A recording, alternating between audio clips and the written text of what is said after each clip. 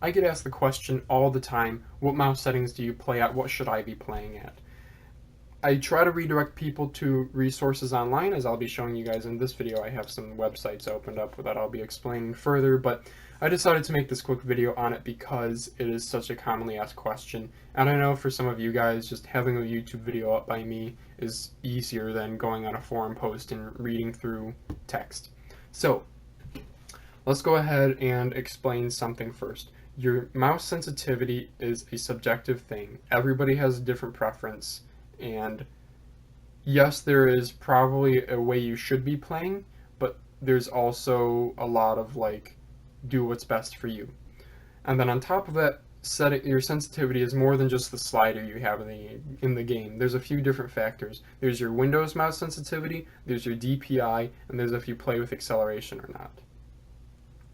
So let's go ahead and go into the first thing. So I have a guide right here. This is by TobysCounterstrike.com, and their TLDR down here basically says Windows mouse sensitivity 6 out of 11, enhanced pointer precision off. So we'll go ahead and start discussing Windows mouse sensitivity first. So this is the mouse properties. When you I have Windows 10, so I'm just going to search mouse and touchpad settings, advanced or additional options. And here we go. So it's not the slider here. This is your double click speed. Ignore that. You want to go up to pointer options tab at the top, and you want this slider to be at the 6th position. So 1, 2, 3, 4, 5, 6. Apply. The reason for that is you want, as pointed out in this forum post by Skyley, he's an active guy over on overclock.net. Highly recommend this site, by the way, guys. He explains the different settings. So 6 out of 11 gives you a 1-to-1 ratio of dots per inch. Let me back up. Dots per inch, aka DPI, is basically the way your little sensor inside of your mouse works. Is taking pictures of the surface below it, and then it takes those pictures and it measures the delta, the difference between the two pictures, and it measures those in dots. Those dots will then be translated into pixel movement on screen. So if we take a look here, 1-to-1 ratio means if if the delta between two pictures is 1 dot, I'm going to get 1 pixel of movement. However, this becomes a problem. Say I want to move 10 pixels, okay? So I move 10 dots, and this with 1-to-1 allows me to move 10 pixels on screen. Perfect. However, if I go up to like 7 out of 11, if I move that same 10 dots, I'm going to actually be moving 15. And the problem with this is you get interpolation. So if we go back to this here, this guy's going to talk about at like 8 out of 11, 8 out of 11 here is 2 times 2 pixels is at 8 out of 11, 2 pixels are occasionally skipped at higher sensitivity. This is just because it's doubling. So that means you can't do a single pixel by pixel movement because any 1 dot movement is going to translate to 2 pixels moved. So you can never get like 1 pixel movement.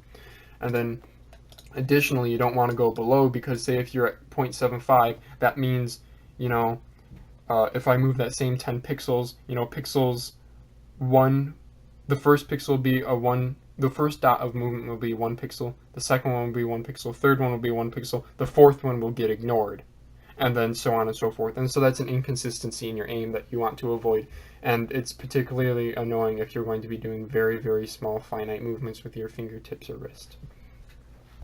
Okay, so now we're going to go ahead and go into acceleration.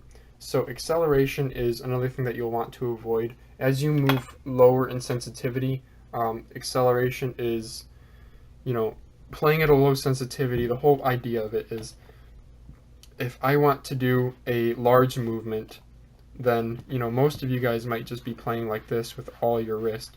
But what you want to be doing is if there's a guy who appears behind me suddenly, I can move my mouse really fastly and I can whip around and see him behind me. However, being at low sensitivity, that also means if I want to do some sniping and I want to just, barely hit the 3 pixels of a guy's head that are up over a ledge, I can do that very, very precise aiming because I don't have to move my mouse a lot. Now, if you are playing at higher sensitivity, you might be able to get that guy who surprises you from behind. You can just do a simple wrist flick and you're going to be facing behind yourself now. But if you want to go snipe, then that means you're going to have a harder time because you're already doing such small movements for such great distance, so it's very hard to do small distance movements. Now, mouse acceleration is one way that people cope with that. Basically, mouse acceleration, I'll show you guys what it is. It's this enhanced pointer precision checkbox down here. There's also mouse acceleration in your mouse's software driver, so if you have like a nice Razer or Logitech mouse, whatever, there's going to be like a checkbox in the settings or maybe a slider bar, and you want to set it to either no acceleration or 0 acceleration. Mouse acceleration is basically, I'll go ahead and show you guys. I'm going to open up my mouse settings again here. We'll turn on enhanced pointer precision, we'll lower this sucker. Okay, so I have my ruler here. I know it's upside down for you guys, but I'm just going to go ahead and I'll put my cursor over here. I'll put it inside the enhanced pointer precision box here, okay? And then I'm going to move my mouse 10 centimeters slowly. I'll go like 15 centimeters slowly. Okay, there we are at 15 centimeters, and I've moved to that point on the screen. Now, if I do that same movement, but I do it fast, you can see I totally missed that enhanced pointer precision box that my cursor was already on, and that's because I moved slowly instead of moving quickly. When I moved quickly, this mouse acceleration detected, oh, he probably wants to move more distance, and so it added that interpolation, or that additional movement, rather.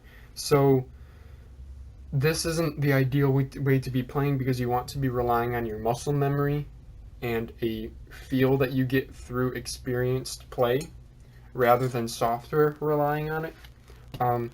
I mean, there are a few pro players who do play with... Sorry, I was counting those out.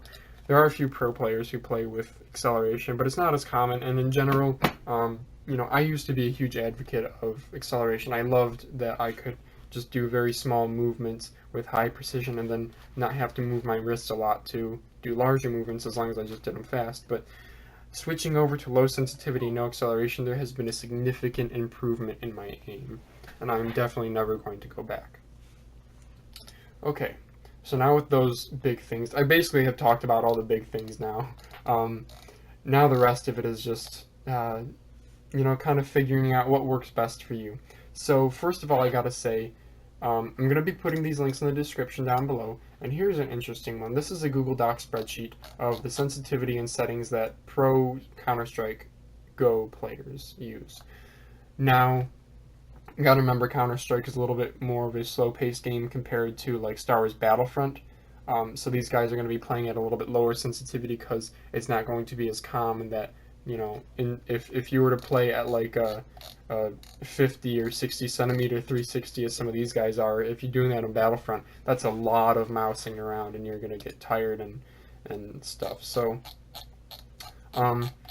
basically, let me summarize. This centimeter 360 is the best way to tell somebody your sensitivity because of all the Windows mouse settings, the DPI that you play at, the acceleration that you use, the screen resolution that you use.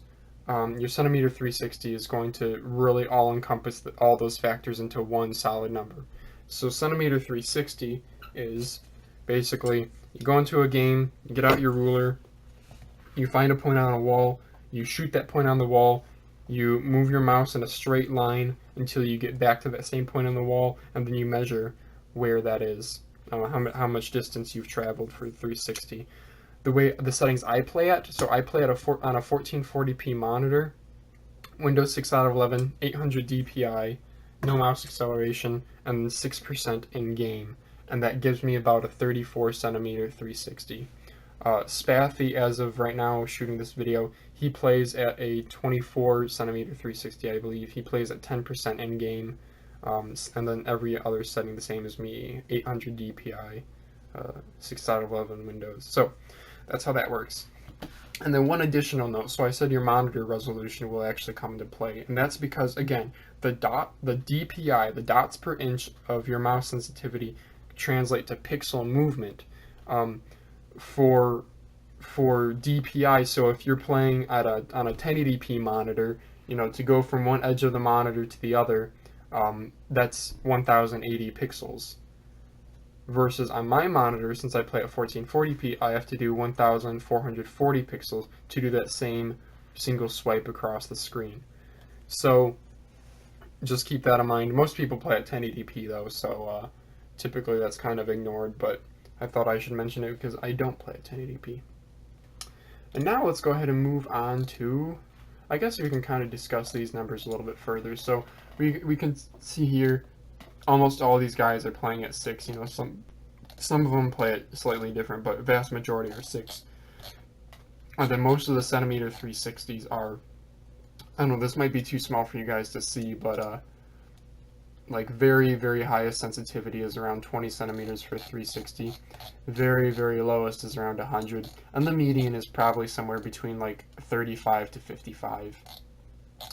And then you can also see here they have an effective DPI, which is just, they've accounted for all these factors and formulated a number out of it. So you can see most people play, I'm not even going to give you guys a number for that because that whole eDPI doesn't really mean much. So, I guess that probably just about does it. I'll go ahead and scroll through and see, so there's some other factors that I guess would get a little bit more advanced. Things like native DPI. There is, your optical sensor in your mouse has a DPI that it works best at. A lot of these arguments are only for really high level play.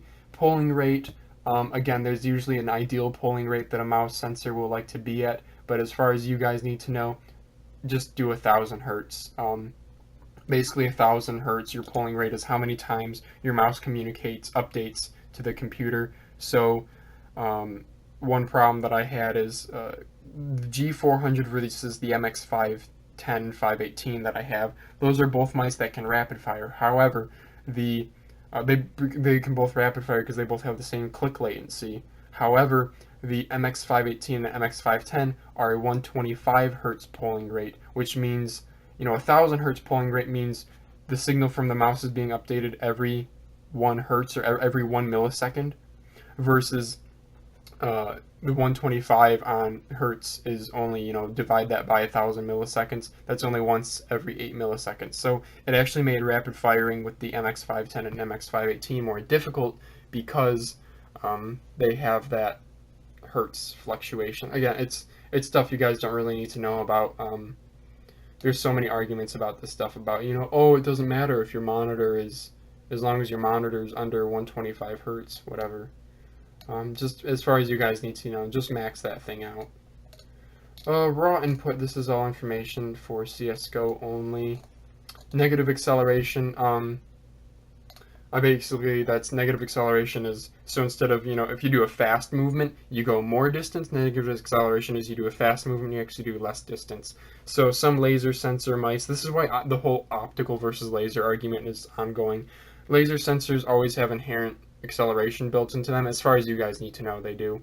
Optical sensors, you can find a lot of flawless optical sensor mice. Anything with like, a lot of the videos that I talk about on my channel, the mice that I use, these are flawless, you know, quote-unquote flawless sensors. So yeah, negative acceleration, I actually have a video up on my channel of me shooting the blaster cannon in Battlefront, which actually does have negative acceleration. If I go like this, the thing would move, you know, I would aim from one corner to the other corner of the screen, but if I do the same movement but fast, the thing would only move like a few degrees. It's very, very interesting that they would put that in there. Angle snapping is basically, I'll go and show you guys that. So my mouse has angle snapping. So if we open up Microsoft Paint and I get the pencil tool and I try to draw a straight line as possible. Okay, so we can see here that actually like right around here, you can see my mouse, I am totally not able to draw that straight of a line. However, the mouse is figuring out that the sensor, specifically the sensor, the A3060 that's in the Ikari optical, is like, oh, he's trying to draw a straight line, let me help him out with that. Angle snapping is, it's another thing for debate. It's something that you guys don't need to worry too much about unless you're at really high level play. Typically it's considered a flaw in the mouse sensor because it's not true movement. You know, if I were to, I'll go ahead and do this for you guys. So here I have my Microsoft wheel mouse optical, and this is considered one of the best darn mice you can get, I'll go ahead and do the same thing, the same little test here.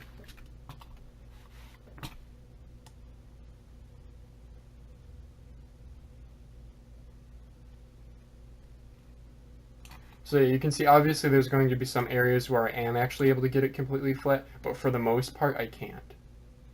So there you go. So this up here is iCari, and this is wheel mouse optical. Another thing that I guess we'll talk about with mice is let's go ahead and talk about like liftoff distance. So liftoff distance is as you guys move up to a lower sensitivity, you're going to be picking up your mouse more. So that's just natural because your mouse pad's only so far. You know, you can't put your arm way over to the side and start playing over here. You got to lift your mouse and bring it back. So liftoff distance is basically how high up the mouse has to be before it starts losing tracking. Now you guys aren't going to see this very well from the camera angle, but I'm hovering my iCari optical over the mouse pad. It is not touching, but it's still picking up the movement. If I want to do the same with my wheel mouse optical, the wheel mouse optical has a very low liftoff distance, and low liftoff distance is desirable because then, you know, that means if you're aiming in a game, right, so I'm aiming around and then I want to lift my mouse and then reset it, that means the low liftoff distance, as soon as I lift it, it already stops tracking. So here, I'm just going to go ahead and try to do the same, and I can't really get my wheel mouse optical. I can sort of get it to move. I'm touching the mouse pad right now though, so basically liftoff distance is, you know, as soon as you lift it stops tracking. As soon as you lift it stops tracking, versus the iCari is going to want to hang on to that a little bit more. Liftoff distance is something that has changed. It's based on the sensor, really. There's modern mice now, like the newest Death Adder, a lot of the new 3310 and 3360 mice, sensor mice out there. They have adjustable liftoff distance. So we're going to go ahead and take a look at mouse pads, mouse mats, and other surfaces. So the surface you have will actually impact your sensor's performance and especially your liftoff distance. So if I take here, I have this is actually pretty funny. I have a hard mouse pad right here. So here's a Logitech G240 or 440. I don't know. It's whatever the 440. This is the hard pad. I'll go ahead and show you guys. Oh, I lost my CDs. Damn. Okay, well, on this pad, liftoff distance is really high. I'm pretty high off the mouse pad right now, and it still tracks. Versus on this one, that same height, I get no movement. I do have to get a little bit closer for it to start moving. So the mouse pad will change your liftoff distance.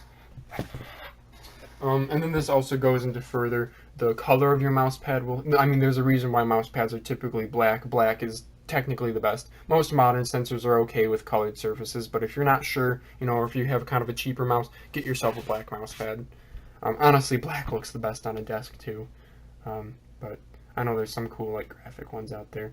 Reflections aren't bad, finer detail is better, consistency is good, surface speed, surface area. So let's go ahead and talk about surface area. So as you go down in sensitivity, you're going to be moving your mouse a lot more, and so you guys can see. Well, no, you can't see because it's hanging off the desk. But my desk pad it's huge, and I generally use this space when I play games. I actually right now I'm occasionally hitting the edge of this green thing here. And sometimes I'll be texting or whatever, and then I'll put my phone down, and then I hit it, even though my phone's like all the way over here off camera. You guys can't really see it. And then same thing, I actually have scuffs on my mouse because I'm playing and I swing and I hit the edge of my keyboard over here. So I'm actually buying a smaller keyboard because of that. But when you play at low sensitivity, you want a big fat mouse pad. You don't have to go as overkill as I did. I just like desk pads.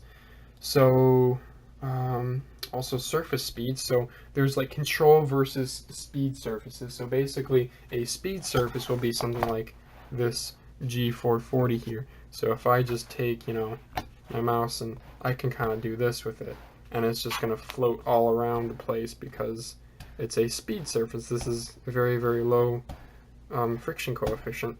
And so what this means is if I want to do a lot of movement, if I'm playing in a very lofty kind of feel, I guess, this is very good because I don't really have to exert a lot of force to move my mouse at all. Like here's me just doing some fingertip movement. You can see I can do a lot of really fast fingertip movement. However, if I play on something like this, see, it's still gonna slide a little bit, but it's not nearly as well as on here.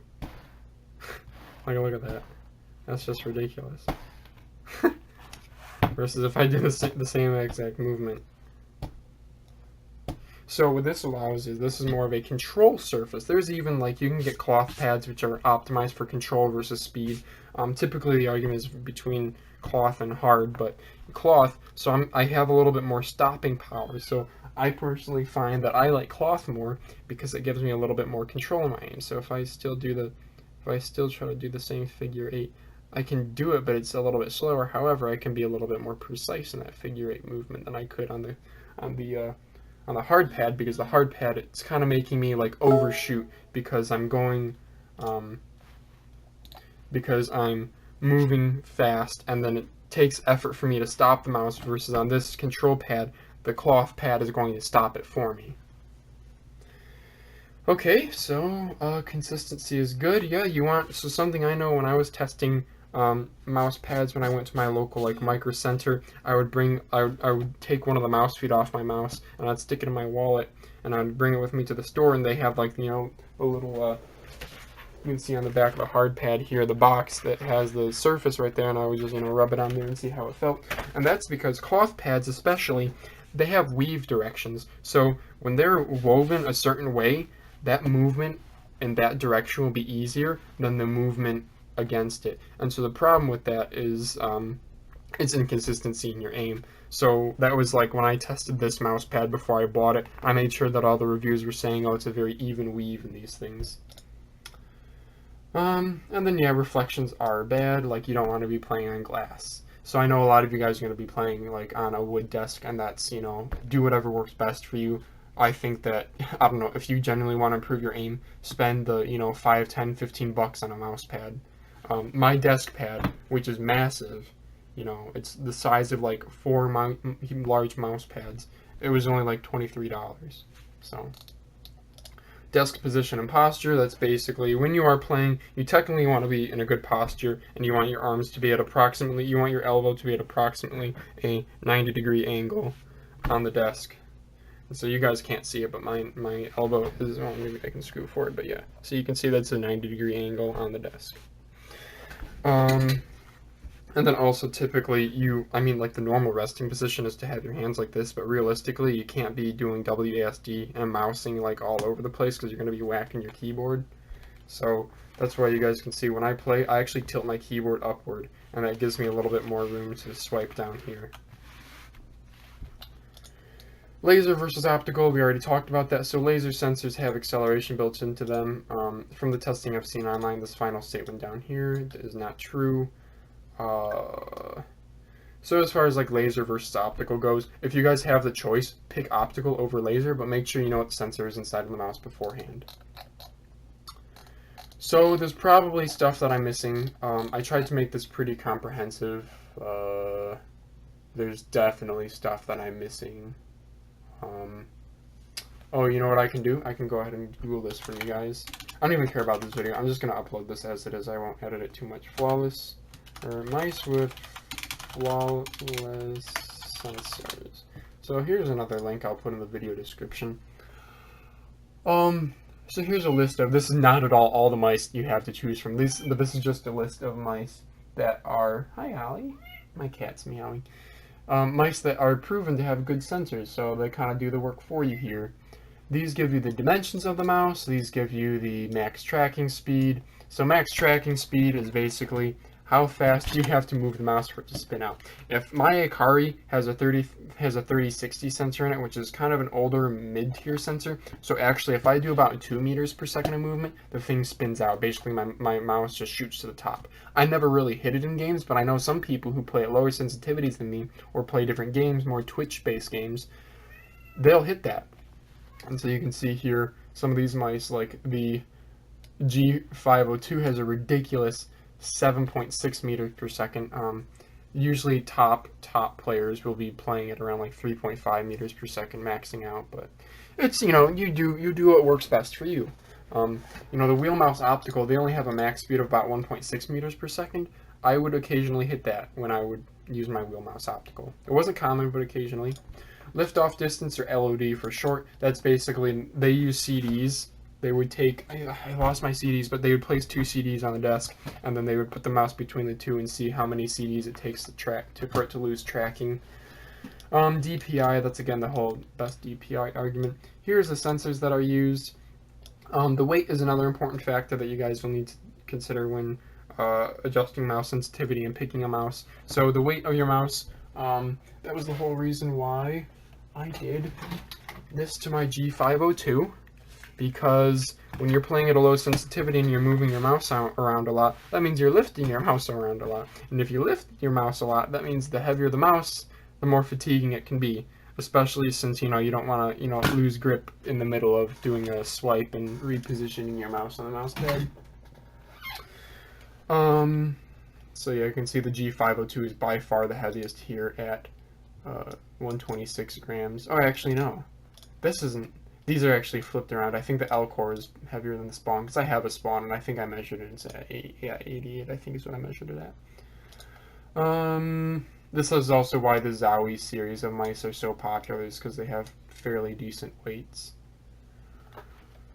So I don't really know what else. Uh-oh.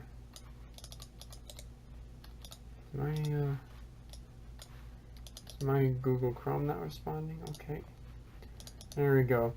Yeah, I'll go ahead and show you guys another chart. So Quake Pro mouse sensitivity.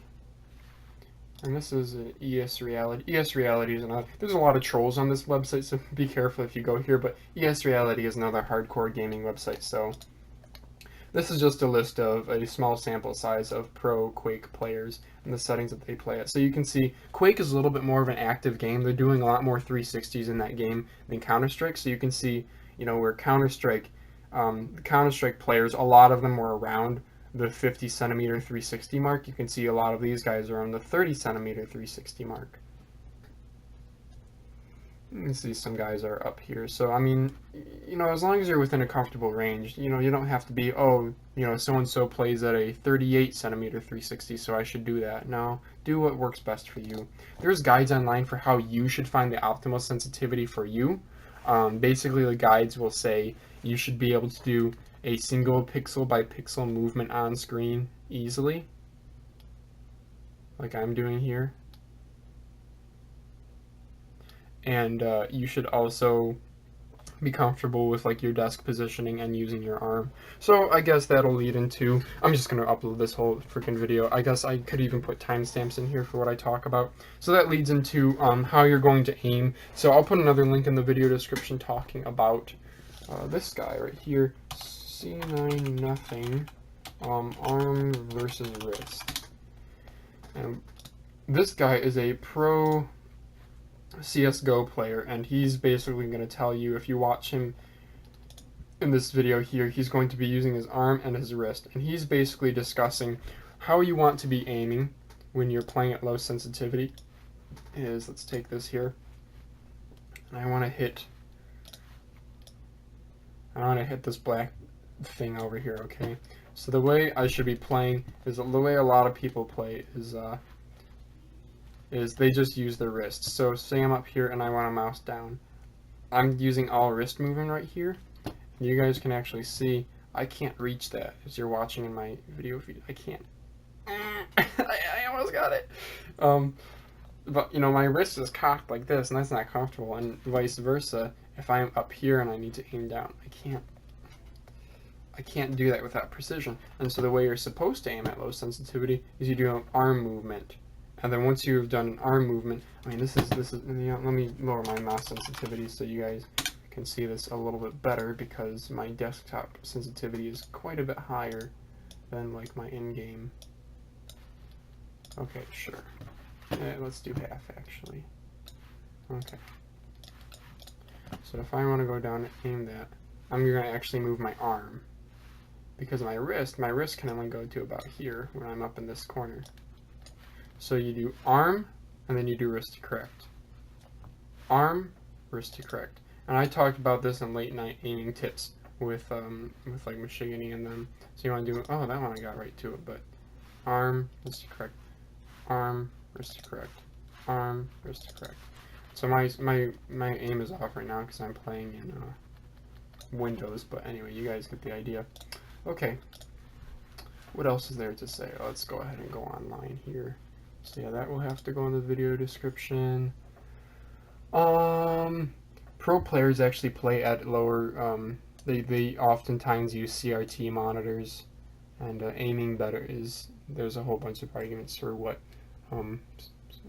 resolution you want to play at. And CRT monitor playing because of no input latency. Yeah, like here's another YouTube video, here's another YouTube video. Crosshair settings, yeah, it's too bad that the crosshair in Star Wars Battlefront sucks so much, because it's empty space in the middle. Change your DPI, so, oh, I guess I didn't really talk about changing your DPI. So you change your DPI in your mouse driver. Yeah, so like here's a Logitech gaming software driver. Me right here, I have a, you guys can see this little light right there. It says low and high on it. If I go high, basically now my mouse is at 1600 DPI. So this is just me moving it, and then if I switch to 800, this is the same movement, and you can see I'm not moving as far now. So, slower is faster, slower, better. Yep, basically you're more precise. Okay, I guess I covered everything. Yep, okay. Well, there's a lot of arguments in this whole world of like what mouse settings should I be using. At the end, oh, there's actually one more thing I want to cover. There's your grip style too. So I'll go ahead and show you guys some different mice that this grip style works on. So your mouse is going to affect your grip style, and your grip style is going to affect your mouse that you choose. So the Ikari here, it's a palm mouse, so I can just go and just put my whole palm on that sucker. And the thing really covers up my hand, you know, you don't really see much of my fingers at all. You know, a little bit of overhang on my fingers, but not a whole lot. And this is me full palming, so you guys can see I don't have any space between, you know, my entire palm resting on it. How I actually grip the mouse is I do kind of a hybrid, well, you know, I'll go and show you guys. Claw, I'll do it on the same mouse. Claw would be, you have an arch in here. Palm grip is typically very comfortable, but claw grip will give you a little bit more precision, and then fingertip is the final grip style, which is actually you're going to sit back farther on your mouse and you're just going to grip it with your fingertips. And you'll see a lot of people who fingertip grip, they actually rotate their mouse sideways like this. And that just makes it very easy to do very, very, very small, finite movements. You know, versus if you're palming, you have to use your wrist more for that movement. So I tend to do a hybrid of like the three. When I'm aiming, I do kind of a claw palm hybrid. So see, I do have a gap here, but the back of my palm, this part of my palm, is resting on the mouse still. However, the Ikari is actually a fairly low mouse. It doesn't have a big bulge. The apex isn't very high here. So I actually do a little bit of fingertipping too. Sometimes when I'm aiming, I rest like this part of my palm, my hand, and I actually have the mouse rotated slightly like this. It depends on what I'm doing in the game. It's just kind of an instinct thing. You can kind of see I'm just so used to just rotating my mouse like this. If we go ahead and take a look at a smaller mouse, so here's a smaller mouse. This is an MX300. It's kind of like the size of a basic office mouse. If I flat palm this, my fingers hang way over the sides. So this is a much better suited for claw or fingertip grip. And then you'll also see, like, you know, you'll figure out when you're purchasing a mouse, you'll figure out, oh, I like palm grip. So then you're gonna think, okay, how do you hold your ring and pinky fingers? Some people, when they palm, they actually palm like this. So see how my ring finger and my pinky finger are angled like that? So that's the only comfortable, when I hold the Death Adder, that's the only comfortable way I can palm the Death Adder and actually still have some grip on it. However, you guys can see I can't really do that on the Ikari because it has these notches here. The Ikari is kind of telling me more to keep my fingers straight. So if I try to keep my fingers straight like this, that's okay, because I do have a little bit of a ridge for pinky finger to, you know, that helps me be able to lift the mouse easily, so I'm not just, you know, I'm not just trying to palm and thumb it. I can actually get my ring finger under there. On the Death Adder, though, you can see the side here, it actually slopes outward, and this is the slipperiest freaking. I hate the Death Adder. I don't know how people can aim with it without doing fingertip grip. If I palm this, I can't even. Like, I'm not even trying, and my ring finger is slipping right up that side there. So that's why I can't use a Death Adder. It's just too uncomfortable for me. That and the apex is in the center of the mouse, and so if I palm that, the back of my palm doesn't even touch here, because instead this part of my knuckles hits up here, but that back end of my palm, it just makes the mouse feel, I don't know, I absolutely hate the Death Adder's feel. But yeah, so versus like this, which has, I'll show you guys actually a better example. Like, here's a palm grip mouse. So this guy has a really high hump. It's not towards the back, but it's just a really high hump overall. So it makes it very much feel like I'm kind of holding onto like a ball of a mouse right here. So this is the G400. So those are the grip styles. Yeah, your thumb positioning will also be a factor, because you're gonna like either. I know on the G400 something I didn't like is if I wanted to use the thumb buttons, I have to physically move my thumb over this ridge here to get to them, versus on the Ikari, my thumb is right there, and so I just pivot my thumb upward or downward.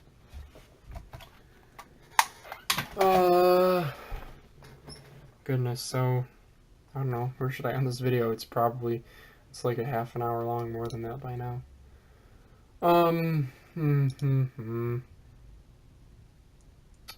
This is probably why I should stream, because then you guys could be like actively asking questions in the chat.